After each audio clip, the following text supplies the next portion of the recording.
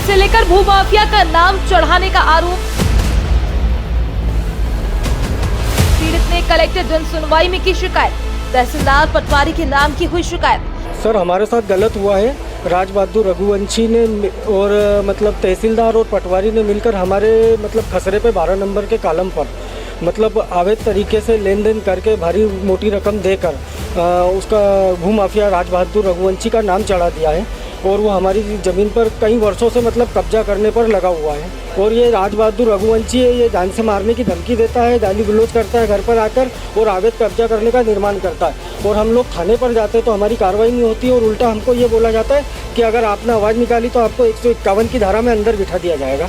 पिपलिया राव की जमीन के एक मामले में की गई शिकायत। बोला फरियादी सचिन हाडिया। राज बहादुर रघुवंशी को फायदा पहुंचाने के लिए खसरे पर नाम चढ़ाया।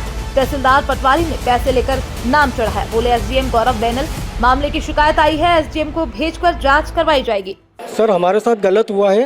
राज बहादुर रघुवंशी ने और मतलब तहसीलदार और पटवारी ने मिलकर हमारे मतलब खसरे पे 12 नंबर के कॉलम पर मतलब अवैध तरीके से लेन देन करके भारी मोटी रकम देकर उसका भूमाफिया राज बहादुर रघुवंशी का नाम चढ़ा दिया है और वो हमारी ज़मीन पर कई वर्षों से मतलब कब्जा करने पर लगा हुआ है।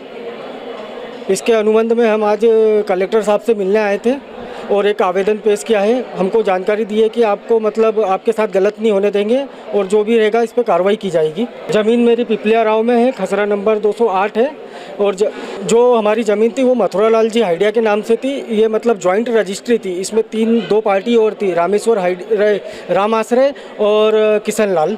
ये मतलब जॉइंट रजिस्ट्री थी। तो इसमें एक व्यक्ति ने, किशन लाल जी के परिवार ने, उसने पूरी ज़मीन बेच चुका है वो उसकी। और उसकी ज़मीन बेचने के बाद में जो रजिस्ट्री हमारे पास 1/3 की है, पर ये क्या राज बहादुर और किशन लाल का परिवार ये कर रहा है कि मतलब जो रजिस्ट्री है हमारी उसको मतलब 1/2 में साबित करने पे लगा हुआ है, जबकि वो रजिस्ट्री 1/3 की है। तीनों को खातेदार ने मिलकर उसको खरीदी थी। इन्होंने मतलब ये इस कारण से कर रहे हैं कि इन्होंने इनकी ज़मीन पूरी बेच चुके हैं, ये इनके पास ज़मीन निकल नहीं रही है। जब भी मतलब 1/3 में हिस्से बंटवारे होते हैं तो इनको घर तक बेचकर जाना पड़ जाएगा छोड़कर। तो ये इस कारण से मतलब तहसीलदार और पटवारी जी उन्हों को मतलब पैसे देकर और सब अपने विरुद्ध कार्रवाई अपने पक्ष में करवा जा रही है। इनका अधिकारी जी ने मुझे कहा है कि बोले आपकी मतलब शिकायत दर्ज कर ली है, एसडीएम के पास जाइए आप और बाकी हम आपके साथ में रहेंगे, जो आपके साथ में गलत नहीं होने देंगे।